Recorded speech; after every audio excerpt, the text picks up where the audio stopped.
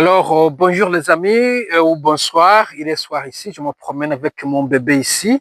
C'est un petit garçon, une année et demie, une année quelques mois. Et maintenant, je veux parler des camps de réfugiés. Lorsque j'étais adolescent, il y avait une guerre dans les années 90, il y avait donc une guerre je crois en Somalie. Et j'entendais souvent dire à la radio que les réfugiés sont dans un camp, qu'ils reçoivent c'est pas, des haricots ou des maïs ou du riz.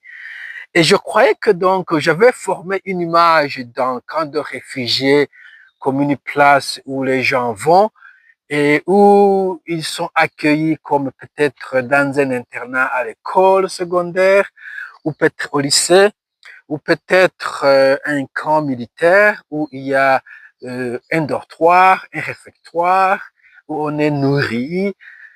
Mais c'est ça l'image que j'ai formée du camp, d'un camp de réfugiés. Alors, en 93, il y avait chez nous un coup d'État très sanglant.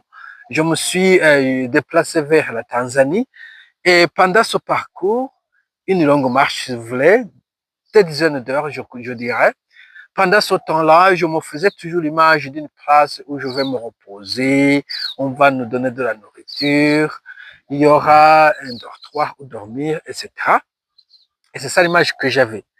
Mais lorsque je suis arrivé en Tanzanie, j'étais surpris que donc il n'y avait rien. Le camp de réfugiés, lorsqu'il a été formé, c'était une forêt, littéralement. Et on vous donnait justement une tente, un shitting, où vous allez vous arranger, chercher du bois, des arbres dans la forêt, construire votre petite tente, mais aussi la nourriture n'était pas aussi, euh, il n'y avait pas de nourriture suffisante. Souvent, on allait chercher la nourriture dans les voisins, chez les voisins, les locaux donc. Souvent, on allait travailler, cultiver dans les champs des locaux pour avoir quelque chose à manger.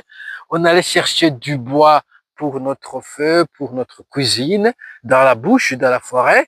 Et c'était donc vraiment très désolé, j'étais très désolé, dans un endroit où il n'y avait personne, une forêt en fait, et puis il n'y avait pas de toilette à proprement parler, il faudrait donc creuser quelques latrines, l'eau à boire était très sale, et puis le climat ce n'était pas bon, lorsqu'il pleuvait, c'était de la boue partout, partout, c'était trop boueux.